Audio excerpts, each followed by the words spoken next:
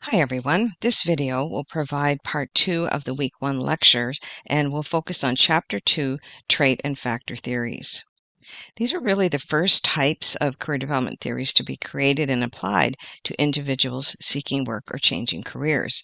Prior to this, there really were no established formulated theories or frameworks that people might use if they were trying to help someone find work or make a career choice.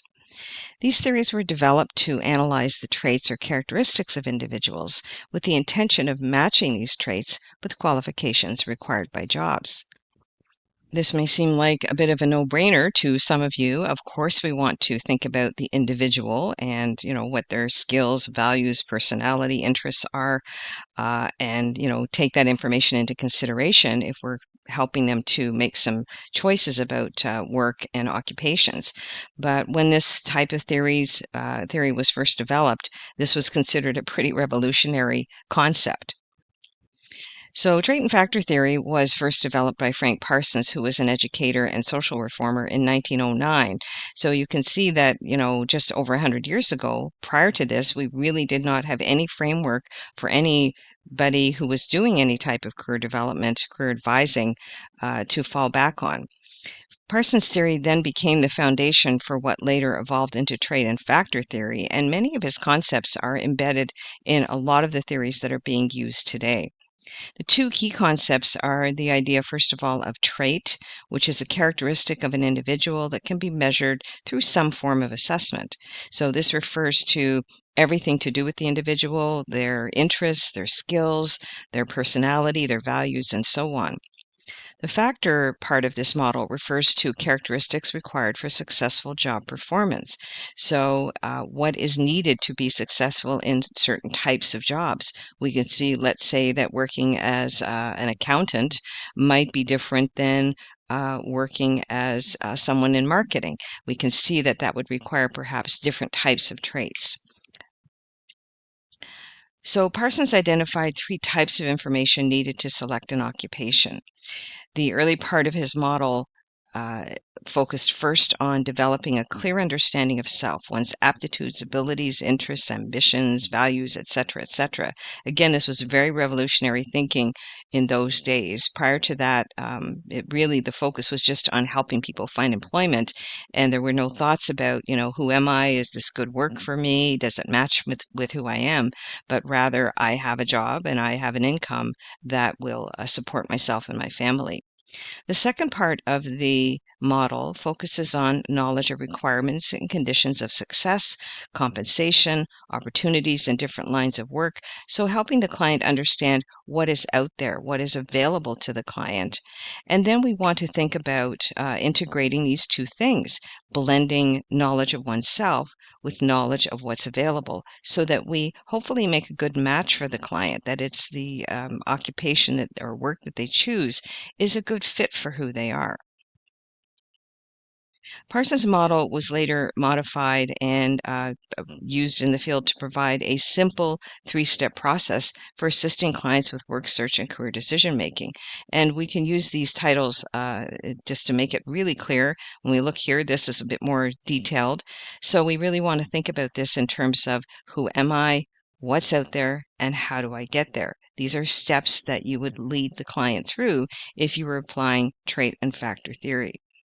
Early career counselors really relied on discussions with clients to help with work search and career decision making. So prior to Frank Parsons' model being available, they really had no framework to use. And, some may have done great work just having conversations, but there was no structure available and no tools available to help people who were doing this type of work in the early decades. Development of assessment tools and inventories came later, and of course, provided additional useful tools for career counselors. And of course, there are now thousands of different tools and assessments and inventories, some very good, some not so good, available to help with career decision making and work search. And you will learn about some of these, not just in this course, but throughout the program, and especially when you do the assessment course later in the program. So let's just look at each of these steps in turn and unpack them a little bit. Step one, gaining self understanding. We think of this as who am I? The focus is on identifying clients' aptitudes and abilities, their achievements, interests, values, personality. This information is essential to know before we identify any potential occupations.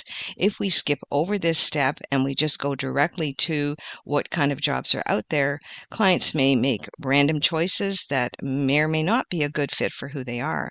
And some of you may have had this experience yourself in your life where you maybe took a job that was available to you without really having a clear understanding of who you are and what you were looking for, and ended up finding out and realizing later that this job just doesn't quite fit for me. And maybe you didn't understand why, but it just never felt, maybe felt like a square peg in a round hole. So it's very important not to skip over this step, and this is where we need to start with all of our clients. If you're using assessments, it's important to understand that no assessments can predict with 100% certainty the success of an individual in a particular field. We want to avoid making predictions about a client's ability to succeed based on assessment scores. For example, they may have a high interest in a particular field, but that doesn't necessarily tell us if they have the skill to succeed in that field. A really important principle is that we never tell clients what field or occupation they should pursue or avoid, even if they ask you to, and some clients will. You will be supporting them in making decisions, providing them with the information that they need, but we never want to try and influence clients towards any particular occupation or outright tell them, this would be a great field for you to pursue, or, I really think you should stay away from that particular occupation. What we want to do in this particular step as we work with clients is to identify general themes and then let the client determine what occupations they want to consider. There are lots of examples of people who have succeeded in fields despite predictions by others that they didn't have the ability. So this is why we never want to discourage clients from pursuing something that seems meaningful to them. If you just do a little bit of a Google search, you'll find plenty of examples, let's say, of people in creative arts, such as dance or music, being told they have no talent, and then later going on to be wildly successful. Remember, the basic concept we talked about in video 1 this week is that clients are experts on themselves. And we also need to reinforce here the concept of autonomy. They are free to make their own choices. And our role is to support them. Of course, we want to provide them with good information, but generally they are free to make their own choices, and we don't have the right to coerce them in any particular direction. It's important to understand that occupational entry and choice can be predicted more accurately from interests than from aptitudes. So interests over the years with various research that has been done have proven to be one of the key indicators that we need to consider when we are helping clients to make choices. Some people may like activities that they do not do well, so they may have an interest in something but not have the skill. Some people may not like activities that they do well, and it's unfortunate people sometimes get guided into working in that direction. Like someone may be good with numbers, but really not like doing that type of work. So what we want to do with our clients is to try and match these two things together. Identify occupations that they would like to do and they can also do reasonably well.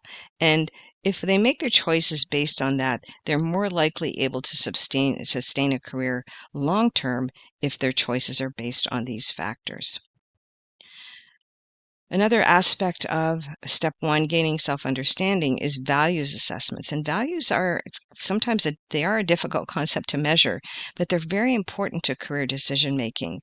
Values are the guiding principles in our lives. They're the things that are most important to us and must be present for us to be satisfied.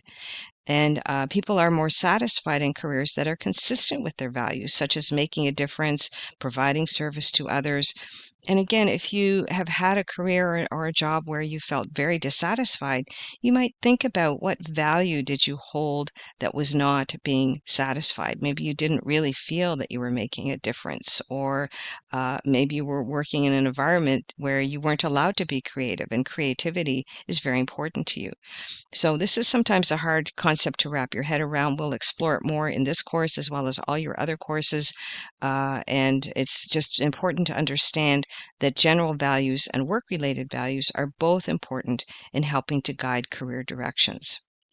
We can also see personality assessments playing a role in helping to gain understanding. And measurement of personality has been an area of study for many decades. There are many theories and frameworks around understanding personality.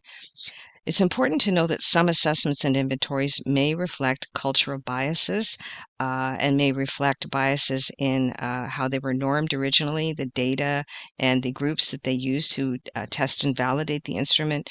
So again, you'll explore this more in the assessments course, but it's important to know that you should choose carefully and ensure that the tools you're selecting are a proper fit for your client.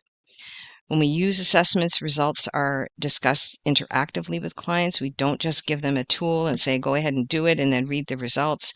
You need to be knowledgeable about the tool that you're giving to clients and have the expertise to properly interpret results. And it's really important to understand and to also emphasize for clients that no one assessment tool can capture all of an individual's personality. No one tool can tell a client exactly what their occupation should be and that they're going to succeed in. So it's important to understand that yourself and to not get caught up in, well, the test said I should do this, so that's what I'm going to pick. To not let clients kind of go down that road. This is information that you can use to help guide their choices. And I won't go through all of these, but these are just a few examples of assessments. There are just literally hundreds more that are out there. And wherever you land, wherever you end up working in the field, you may have some specific tools that are recommended and used in your organization that appear on this list or that don't appear on this list. So it's just important to understand there is a huge range of assessment tools. And if you're interested in seeing some more examples, you might look up an organization called Career Life Skills Resources, CLSR. I think that's the acronym .ca. If you look them up, you will see they provide lots and lots of different assessment tools, and they are one of the main organizations used in our field where we obtain assessment tools. Step 2, we look at obtaining knowledge about the world of work, and this is what we relabeled as what's out there. This is where we gain occupational information from a wide range of sources. It's important to know you can't remember all the information about all occupations, but you do need to know where to find information, and you'll learn some good resources in this course. Now, I won't break down this list in detail, but this is an example of the types of occupational information that you can collect for clients and share with clients. And you can see there's a lot there. So what we want to be careful of is to not overwhelm clients with information. We can help work them through this data and provide them with unbiased interpretation of the information. This is really important. There may be certain occupations that maybe we don't think are so great, but the client is very interested in them. So we have to ensure that we have to put those biases aside and not influence the clients with our own impressions and perceptions.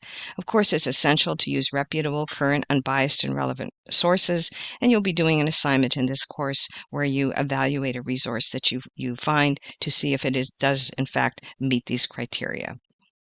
One example is the National Occupational Classification Codes. This is used predominantly in Canada. You may use other sources of this kind of information in the course of your work, like ONET, which really only provides good Who Am I information. And then when it goes beyond there, it's all US based. So it's important to ensure all the information you share with your clients is relevant to the Canadian labor market. And you may supplement the NOC codes with information from other industry-specific sources, but again, it's important to ensure the objectivity of those sources. We'll do an activity in week 2 to help you explore the NOC a little bit more thoroughly. And there's just a bit of information on the NOC that it provides a standard framework for organizing and locating occupational titles and information. It was first introduced in the 1990s. It's updated about every 5 years and is based on multiple reliable sources. So it's important to be aware of where that information is in the 5-year cycle and look for other sources to help supplement it that are more current. The NOC will show you occupational categories, and you can research these categories using specific codes, and you will do an activity like that next week. And it's helpful for identifying related occupations for clients, keeps their options open, and prevents focusing just on one job title. And it's important to note that new occupations are constantly being developed while some occupations are disappearing. The occupational information you find when you're working in a step with a client can be related directly to their traits. It can allow them to assess the fit between what they know about themselves and the occupations they're considering.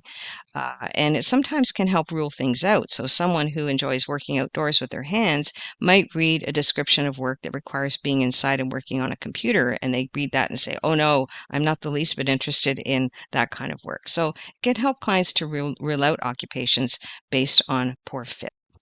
And now we come to step 3, integrating information about oneself and the world of work into this idea of how do I get there?